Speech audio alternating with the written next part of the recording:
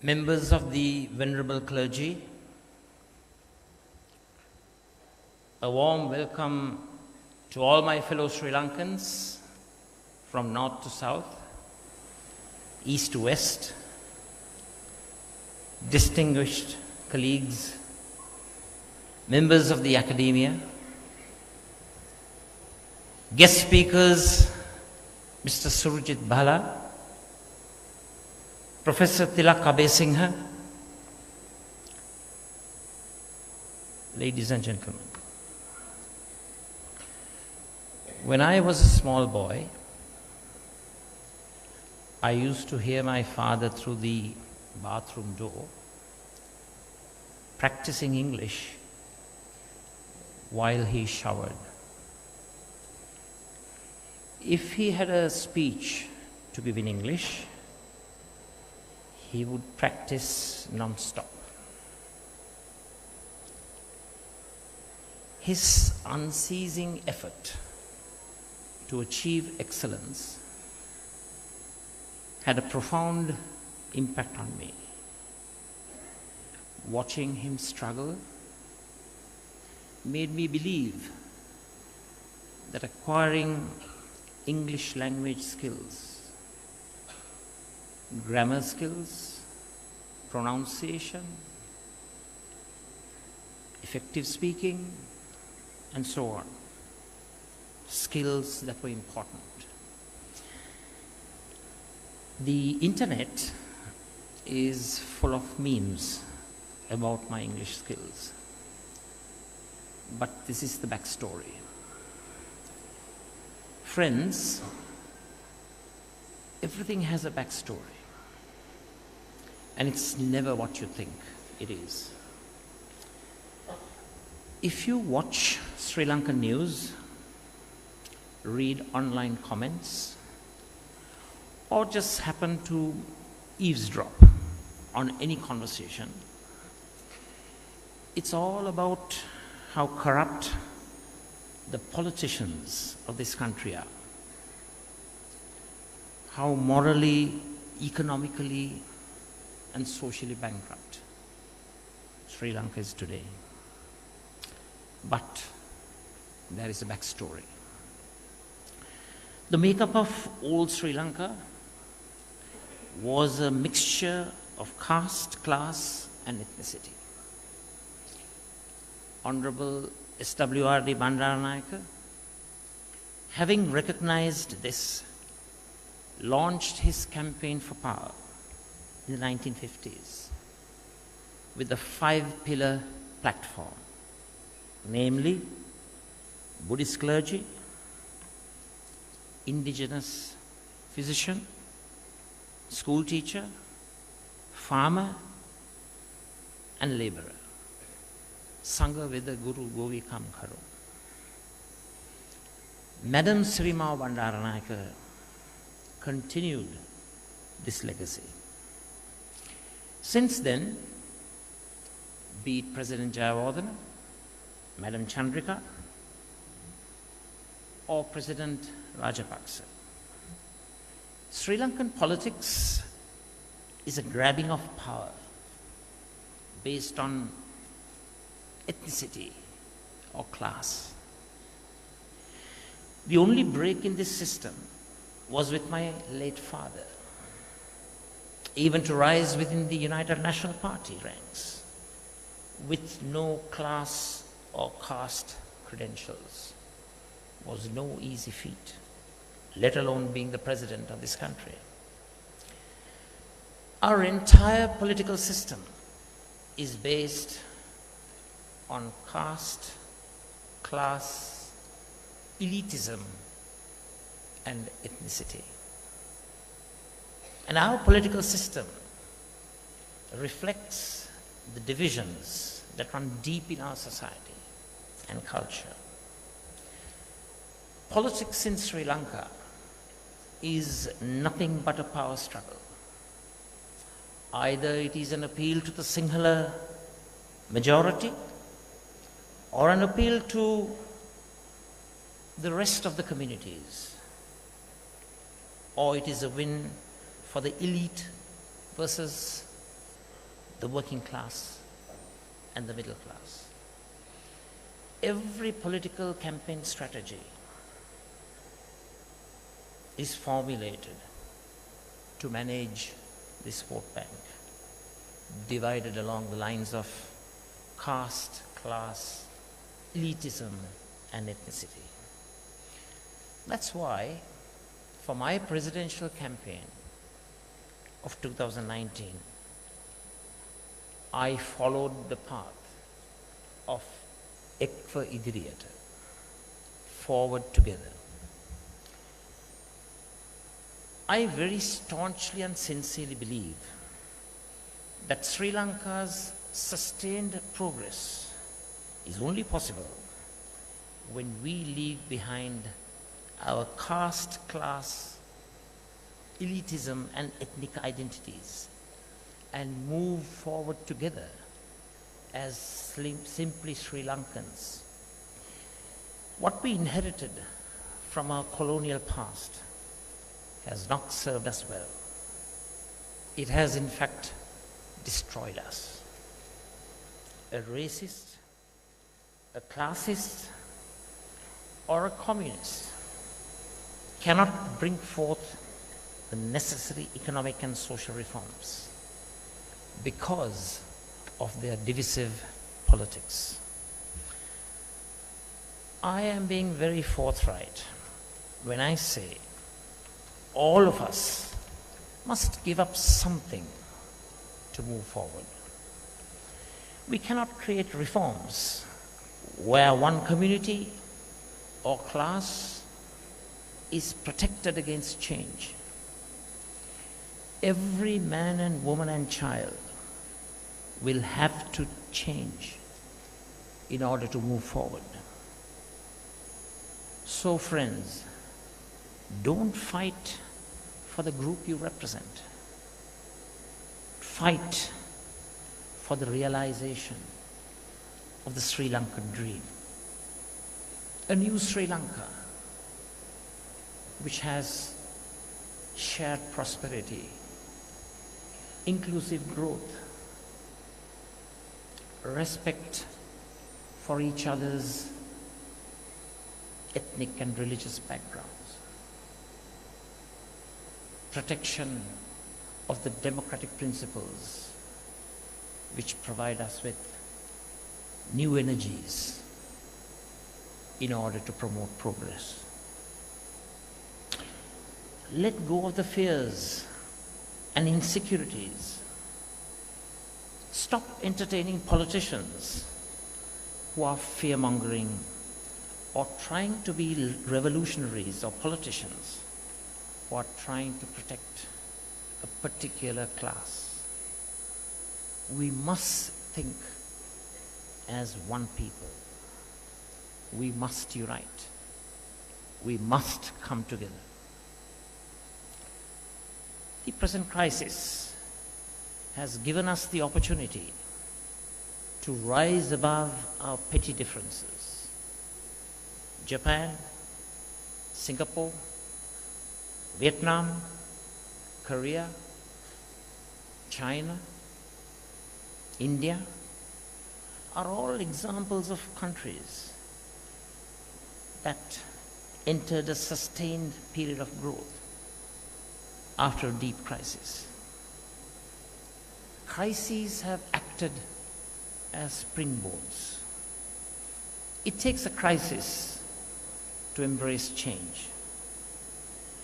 What I really want us to understand is that the change we achieve is not simply which economic model we adopt, but how do we ensure growth is not sabotaged by various groups that are lobbying for their own protection from change. That's where the right leadership becomes important and imperative. In the short term, it will be difficult. There may be challenges, but they are not insurmountable. We will reap the benefits in the medium and long term. We are planting trees now, not just for us to enjoy the shade, but also to provide protection and insurance for our children.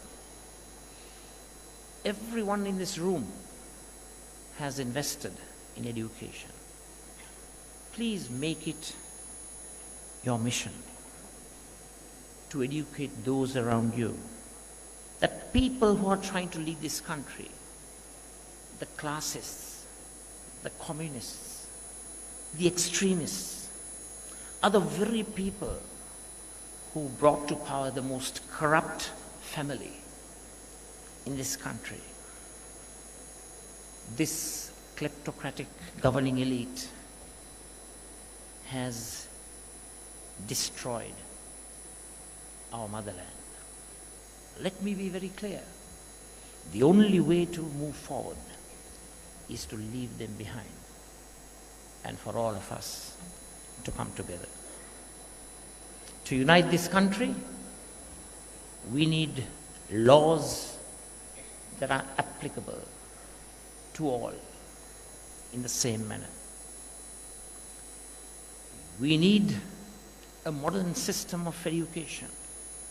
We need secular schools who cannot intake children based on religion. And we need to be proficient and educated in English and information communication technology and computer science, to name a few of the smart subjects that we are concerned about. Private education should be allowed to exist with regulation, with much of the education moving online. Why would we control what happens in the physical space? Free education is a fundamental right and a human right that should be modernized and improved. And we shall embark on a path to ensure that free education in our country is truly free. It truly entails empowerment of all and acts as a catalyst to remove divisions in our society, poverty and deprivation. Healthcare should continue to improve through digitization and private investments. At the same time, we have to reduce the burden on the healthcare system through preventive healthcare measures. We need to make a big leap in telemedicine and manage the high rate of non-communicable diseases in Sri Lanka. Free healthcare is an indispensable ingredient of a welfare state. It will be well funded and it will be made efficient in a 𝗩𝗪𝗏 administration. Approximately half of the country are suffering from abject poverty. The need of the hour is to initiate a national program that promotes poverty alleviation. Any poverty alleviation program must include 5 major elements in order to make it a success. It should promote investment, take care of consumption needs, promote production, enhance savings, and try to act as a catalyst to promote exports. We in 𝗩𝗪𝗏 are not proponents of the extreme right-wing nor the extreme left-wing ideology. We believe in social democracy. We fervently believe that wealth can only be created by capitalism. But such capitalism has to be humane. We sincerely believe in capitalism with a human face. We also reject statism, command control system, communism, and extreme socialism as a prescription for the ills in our society. But we also believe that social democratic ideals and certain socialist ideals are important in establishing social justice, getting rid of inequalities in our society. This is the way forward. We don't subscribe to the neoliberal trickle-down politics, trickle-down economics, which believes in empowering the rich so that benefits would percolate down to the bottom levels. We reject that totally. At the same time, we fervently believe extreme socialism has no place in our society. It is an ideology that has to be rejected by the electorate of our country. Friends, the brain drain that is in existence in our society will reduce only if we create the right reforms, if we attract more and more foreign direct investments and create opportunities in our country. We must play to our strengths, especially our strategic location when it comes to shipping lanes and our proximity to India. India has over 1 billion people. We have 22 million, which means trade deals that provide easy access to big markets such as India and China would inevitably benefit our country.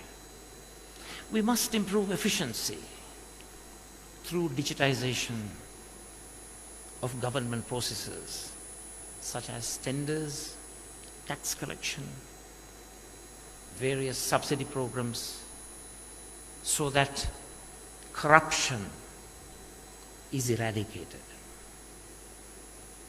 Establish rule of law by dismantling ecosystems that create a politicized judiciary. Enforce one law in the country. Create a culture through schools. Leverage our strategic location with India through trade deals and work with big market countries like China. Plan foreign direct investment to fix the brain drain and create a global Sri Lankan identity through the Overseas Citizens Sri Lanka program. The cancer of corruption must be eradicated. I would like to take the opportunity at this juncture to congratulate the members of the 𝗩 ජන බලවේගය Intellectual Forum and for the 𝗩 ජන බලවේගය Lawyers Collective, who took a brave position and took upon the challenge to take to court, the highest court of the land, those who perpetrated economic terrorism. With your efforts, the Supreme Court provided the 22 million people of this country with a decision that would have beneficial consequences when a government that has the people's mandate is in place in our country. We are also concerned by the anti-corruption infrastructure that is in existence right now. we must ensure that the anti-corruption structures, procedures and processes are transparent, responsible, accountable, and devoid of political interference. If we are to achieve that laudable goal, it is imperative that we include the anti-corruption institutions as independent, standalone institutions in the supreme law of the land, in the constitution of the country, so that whenever there are changes in government, the constitutional provisions are structured and placed and formulated in such a manner that they cannot be changed by a simple majority in Parliament. Friends, as I address you, I feel a great deal of enthusiasm, energy, positive sentiment amongst yourselves. The urge to make a difference, active participation in the policy process are essential to ensure sound, effective public policy decision making. As you know very well, the policy cycle today is confined to the theory books of political science.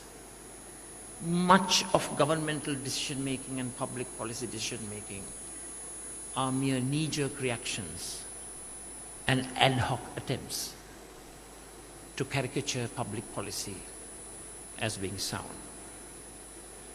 I take this opportunity to ensure that all of you distinguished participants at the 𝗩𝗓𝗦𝗧 𝗩𝗓𝗦𝗧 Intellectual Forum, that you will be bestowed with a prime responsibility in the policy process, policy initiation and formulation, policy decision making, policy implementation, evaluation, monitoring, and feedback.